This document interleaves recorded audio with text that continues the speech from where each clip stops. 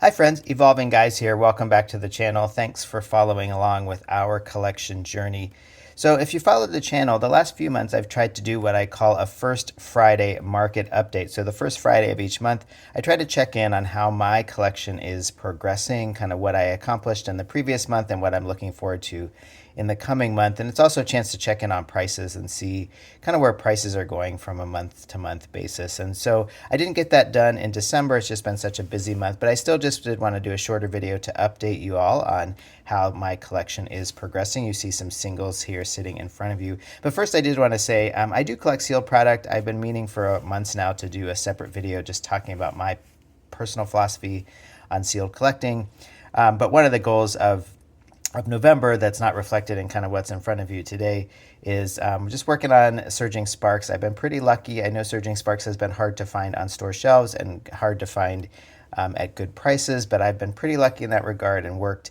One of my goals in November was just to build up that Surging Sparks sealed collection, which I've been able to do. Also, kind of looking forward in December, I think the real focus has been on Prismatic Evolutions, which is coming out in January. And so I know many of you maybe are looking to that. I just say to keep your eyes open. There have been some pre-order opportunities here and there. Check with your local game stores and see if they're how much they're upcharging for these products. I think that from what I sense, there's going to be a limited supply and demand is going to far exceed that supply. And so just keeping an eye out and just, I think, trying to be patient and not give in to fear of missing out. And just, this stuff is going to be printed for many months and many even years, Prismatic, starting in January. So, and there's going to be different waves of products. And so if you bide your time and are patient, I think you'll be able to pick things up. I have been able to put in pre-orders at a couple local game stores. And I'm still just biding my time on maybe the timing working to catch one of those drops. There's a lot, all the retailers, Target, Walmart, Best Buy, GameStop are going to have this product in waves. And so you just have to be kind of lucky and good to time it well. So anyway, that's on the sealed side, kind of thinking of those things. As far as the singles go, you may know that I'm trying to collect master sets, starting with Sword and Shield base set, or really starting with Sword and Shield promo set. So Sword and Shield and Scarlet and Violet blocks, I'm trying to work on master sets. Now with Sword and Shield, the good news is there's only about 20 cards left that I don't have in my collection. So that's exciting. It's been a lot of work over the years. And but the bad news is that we're to the point now where the cards that remain, the 20 cards that remain, are really the heavy hitters. They're really the chase cards. And so I try to pick them up slowly but surely, maybe one a month or so, something like that, one or two a month. In this case, actually, I've got 3 of them that I picked up this month that I'll show you here in a second. And then, we're getting to the point where even the low-hanging fruit, and I wouldn't say a card that's worth $100 is low-hanging fruit, but we're getting to the point where the only remaining cards are hundreds, not just $100, but hundreds of dollars. And so I don't know. I'm undecided if I feel comfortable spending, $300, $400, $500 on a single card or not. I'm still hoping to pull some of them, but again, it's getting harder and harder to find these packs. I am doing a separate series, the December to Remember series on the channel. On Mondays, I'm putting out, we're opening Sword and Shield packs. And so trying to pull some of these cards, but again, trying to pull some of these alt arts is pretty difficult. So anyway, as you can see here, this first card that I wanted to show you, I'm actually going to take out of the top loader because this is a card I broke down and bought. It's from Chilling Reign. As you can see, the Galarian Zapdos.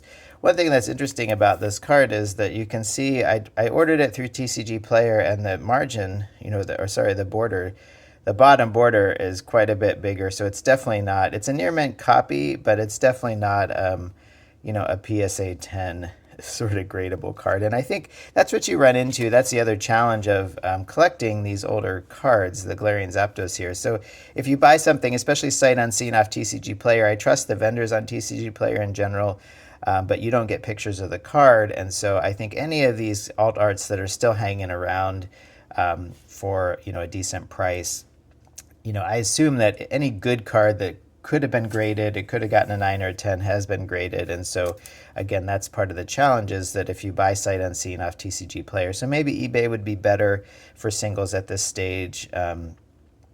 But anyway, it's not a bad card. I like the card, and it's not such a terrible off, but it's definitely not going to get a PSA 10. And I don't grade cards, and so that's not really my focus. But just as word to the wise, one of the extra challenges of collecting at this stage some of these heavy hitter cards from Sword and Shield. Again, if they were even had a potential of getting a PSA 10, they would have been graded already probably, and so anything that's still out there in a raw form is not going to be amazing. But I did get this, and so Chilling Reign, we're getting close. There's only, I think, 3 cards left in Chilling Reign now that we need. I did pick up this Leafeon V from Evolving Skies. This one is one of the more affordable. I think it's around $70 or so right now. Beautiful card. There's so many great cards in Evolving Skies. I really think it does live up to the hype. As far as just so many good cards in this set. So I did add this, so it's one more. Evolving Skies is the bulk of the cards, the bulk of the 20 cards I need or so from Sword and Shield are from Evolving Skies, and they're all the heavy hitters, but I'm still trying to work my way, in this case, up from the bottom, any of the cards. There's still a handful of cards under $100 that I don't have from Evolving, so I'm trying to work on that. And then I did complete, I didn't complete Lost Origin. You can see here, this is the Aerodactyl V. Sorry, we're getting some shadow there. But the Aerodactyl V Alt Art, a great card from Lost Origin. So this is the only card we now need from Lost Origin, of course, is the Giratina V Alt Art, which is, $300 or $400. And so at least we can, again, knock this one out. This one went up and down over the years. This was, for a long time, around $100, and then it went up quite significantly. I think it was in almost close to $200, and then now it's gone back down to around $100. So, patience paid off in this case. So I've got those 3 cards to add to the Sword and Shield collection. Scarlet and Violet, there's more cards I need just because, if you're collecting, the sets are coming out fast and furious, and it's really difficult to keep up, even for those of us who are really putting time and effort into it. So I did some work. Some of it was collecting some of the the Scarlet and Violet promo cards.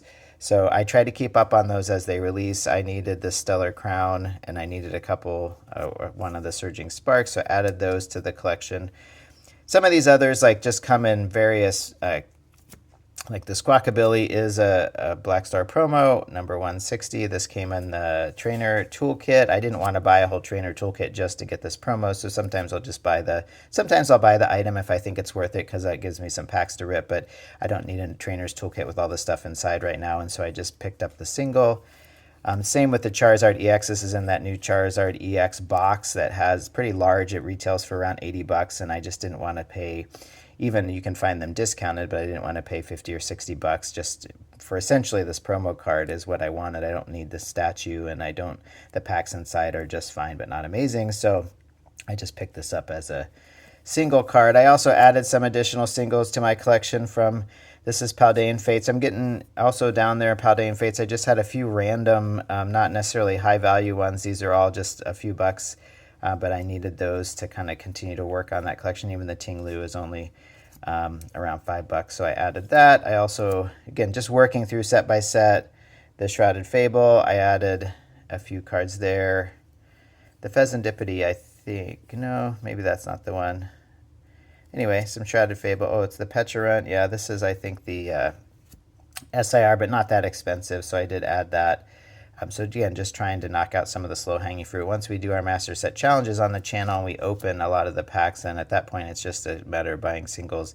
And then finally, Stellar Crown, the set before Surging Sparks. I just had a few random, including the Briar. I picked up the Briar SIR, and so added that to the collection. And so I just have this stack of kind of, again, it's like a fair number of cards, but nothing, no card worth more than maybe $20 or $25, and most of them are a lot less than that. Just continuing to try to keep up with the collection. And then I did pick up a bunch of Surging Sparks singles, because once we kind of open what we're going to open on the channel, we are still going to have some Surging Sparks openings, including one, I think there was one earlier this week. There's going to be one next week. But for the most part, we're more or less done doing large openings of Surging Sparks, at least in the short term. And so I am okay with starting to pick up singles.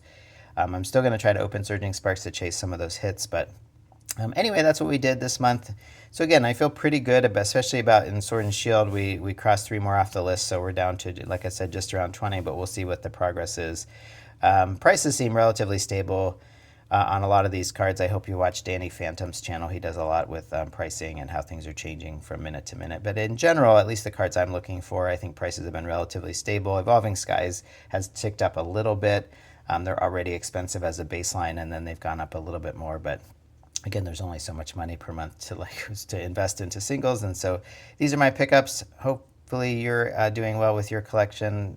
Drop a note in the comments about what you're working on, what you're looking for, and yeah, check back the channel for lots of other videos. We have definitely some videos this week and next week, even though it's the holiday season. There's some openings we want to do, including our big, hopefully, fingers crossed that this goes through, but I'm planning on a big Evolving Skies opening kind of somewhere around the Christmas or maybe New Year's time. So keep an eye on the channel for that.